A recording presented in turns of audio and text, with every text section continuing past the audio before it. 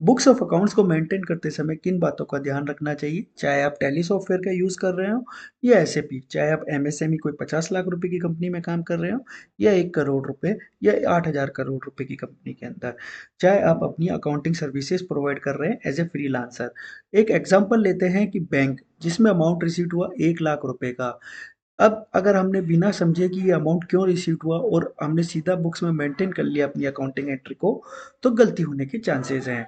For example, ये 1 लाख रुपए receive हुए थे क्योंकि हमने लोन लिया है राजेश से। तो इस केस में हमारी लायबिलिटी इंक्रीज हो जाएगी 1 लाख रुपए से, और उसका मतलब ये होगा कि हमको 1 लाख रुपए राजेश को इन फ्यूचर में पेमेंट करना है। ध्यान रखिए, हमेशा बैंक अकाउंट तो असेट साइड में इंक्रीज होता ही रहेगा। अब दूसरी चीज़, ये अगर अमाउंट रिसीव हुआ 1 लाख रुपए क्योंकि हमने सेल की थी, तो मोहन जो हमारे डेटर्स हैं असेट साइड में, वो 1 लाख रुपए से कम हो जाएंगे। तो अगर नेचर ऑफ ट्रांजैक्शन बिना समझे अगर अकाउंटिंग एंट्री करते हैं, तो इसका इम्पैक्ट देख लीजिए। इसी तरीके से अगर ये 1 लाख रुपए एज ए एडवांस रिसीव हुए हैं, तो अगेन लोन एंड एडवांसेस में चले जाएंगे। राजेश जी हमारे लायबिलिटी के रूप में 1 लाख रुपए से खड़े हो जाएंगे। अब ध्यान रखिए, राजेश से अगर लोन रिसीव हुआ था तो इन फ्यूचर उसको पेमेंट करना है, बट एडवांस रिसीट के केस में पेमेंट नहीं करना है, हमको उसकी गुड्स या सर्विसेज सप्लाई करनी है जो हमारा कमिटमेंट था।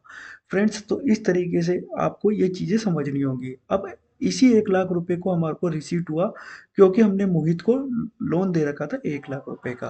तो या अगर 1 लाख रुपए मोहित से हमें वापस मिल गए हैं, तो हमारे असेट साइड में मोहित जी का जो बैलेंस है वो नलीफाई हो जाएगा।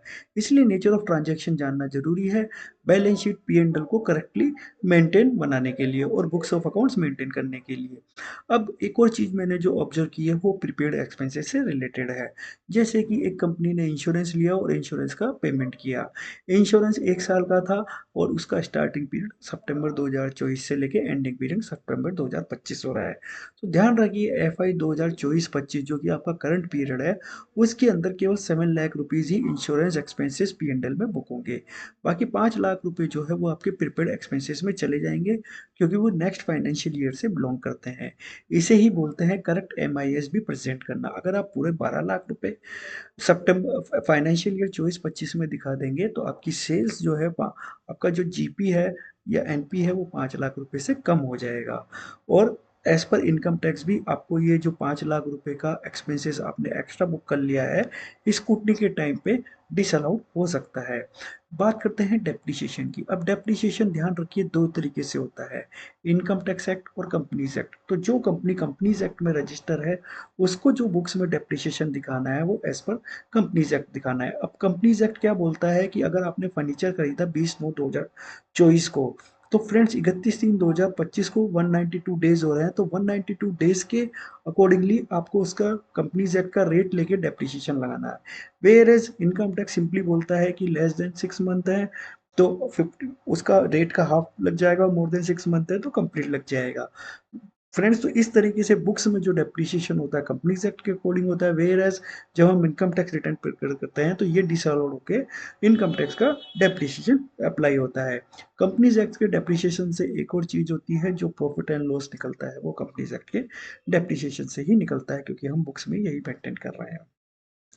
कुछ और चीज़ें जैसे लास्ट ईयर का क्लोजिंग बैलेंस इस साल के ओपनिंग बैलेंस से चेक कीजिए, किससे? बैलेंस शीट से जो फाइनल हुई है, क्योंकि बहुत सारे एडजस्टमेंट होते हैं लास्ट टाइम, लास्ट मोमेंट पे, जो हो सकता है कि हमने लास्ट टाइम एंट्री करते समय चूक गए हों। डेटर्स और क्रेडिटर्स की एडिंग कीजिए। एक डेटर्स है जो पिछले 2 साल से खड़ा ही है, तो देखिए कि क्या वो उससे पैसा आना बाकी है या बैड डेब्ट्स करना है या आ चुका है। कई बार इंटर एडजस्टमेंट भी होते हैं कि एक कंपनी का जो डेटर है वही वही दूसरी तरफ हमें सप्लाई भी दे रहा है और हमसे सप्लाई भी ले रहा है, तो वो इंटर एडजस्टमेंट हो गए हैं दोनों साइड में। अगर एक डेटर्स आ रहा है, सेम पार्टी डेटर्स भी आ रही है, क्रेडिटर्स भी आ रही है, तो इंटर एडजस्टमेंट हो रहे हैं या नहीं हो रहे हैं। इसी तरीके से क्रेडिटर्स के लिए बारे में भी है। बैंक स्टेटमेंट का रिकन्सिलेशन करते समय बैंक की जो इंटरेस्ट रेट मिल रहे हैं या पे हो रहे हैं, उसको भी अपनी बुक्स में इनकॉर्पोरेट कर लीजिए। बैंक गारंटी अगर आपने कोई ली है, तो ध्यान रखिए कि ये बुक्स में नहीं आती है, आउटसाइड द बुक्स में रहती है। इसी तरीके से कंटिंजेंसी होता है, ये सब बुक्स के आउटसाइड रहती है, इनका बैलेंस शीट में कोई इम्पैक्ट नहीं होता है। लोन फ्रॉम बैंक ले रखा है, अब उसमें जो इंटरेस्ट पेमेंट की जो जो पीरियड है वो जैसे चलता है 15 मार्च से 15 अप्रैल तक, तो 15 मार्च तक का जो इंटरेस्ट है वो तो आपने पे कर दिया होगा, लेकिन जो 15 मार्च से लेके 31 मार्च तक है, वो पे नहीं किया होगा, क्योंकि उसकी जो ड्यू डेट है वो 15 अप्रैल है। तो ये 16 मार्च से लेके जो 31 मार्च तक का इंटरेस्ट है, वो interest accrued but not paid की कैटेगरी में आएगा। रेंट में ध्यान रखिए कि अगर आप कोई रेंट पे आपकी प्रेमाइसेस चल रही है तो उसमें एस्केलेशन क्लॉजेस होते हैं। ईच एंड एवरी ईयर 5%, 10% ऐसे रेंट बढ़ते रहते हैं।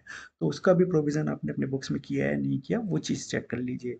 अब प्रोविजन जो होते हैं बड़े इंपॉर्टेंट होते हैं, जैसे salary, rent, electricity expense, purchase. ये सब प्रोविजंस क्या होते हैं कि सैलरी है, अब जैसे आपको अप्रैल मंथ की सैलरी मई में पे करनी है, पेमेंट तो मई में होगा, लेकिन जो सैलरी है वो अप्रैल मंथ की ही है, तो उसका प्रोविजन अप्रैल मंथ में ही करना होगा, जिससे कि आप करेक्ट एमआईएस प्रेजेंट कर सकें अपने स्टेक होल्डर को। इसी तरीके से रेंट, इलेक्ट्रिसिटी एक्सपेंस, परचेज। अब इनमें भी जैसे सैलरी है तो 12 महीने की सैलरी आनी चाहिए हमारे सैलरी के लेजर में। रेंट है, रेंट 12 महीने का आना चाहिए अगर हमारा इनिशियली स्टार्ट हो रहा है। तो ये सब चीज़ें ध्यान रखिए। सेल्स परचेज का रिको जीएसटी से के साथ नहीं करना है, जीएसटी का रिको सेल्स परचेज, क्योंकि जब हमने बुक्स में एंटर किया होगा तभी हमने रिकन्सिलिएशन जीएसटी में उसको डाला होगा। तो इन दोनों का मैचिंग कर लीजिए। अब बैंक अकाउंट से अगर इंडिविजुअल का आप अकाउंट्स मेंटेन कर रहे हैं तो उसके सेविंग अकाउंट और करंट अकाउंट भी हो सकते हैं। उनको बोलिए कि जो भी बिजनेस से रिलेटेड ट्रांजेक्शन है वो करंट में कीजिए, और सेविंग जो है वो अपना पर्सनल कीजिए। लेकिन साथ इनकम टैक्स की रिटर्न के लिए दोनों कंसिडर होंगे, लेकिन बिजनेस के प्रॉफिट एंड लॉस के लिए केवल करंट अकाउंट कंसिडर किया जा सकता है। फ्रेंड्स, इसी तरीके से इंटर ट्रांसफर होते हैं कि सेविंग से करंट में या करंट से सेविंग में, या दो बैंक आपस में ट्रांसफर कर रहे हैं अमाउंट का, उनका बैलेंस शीट या पी&एल में कहीं भी फर्क नहीं आता है। तो ये सब चीज़ें ध्यान रखिए जब आप बुक्स अकाउंट मेंटेन कर रहे हैं। एज ए अकाउंटेंट आप अपनी सर्विसेज प्रोवाइड कर रहे हैं, फ्रीलांसर या आप किसी कंपनी में लगे हुए हैं, चाहे वो बड़ी हो छोटी हो, ये सब पॉइंट आपको ध्यान में आना चाहिए। वीडियो अगर अच्छा लगा तो लाइक शेयर सब्सक्राइब करें। टिल देन, जय हिंद, जय भारत, धन्यवाद।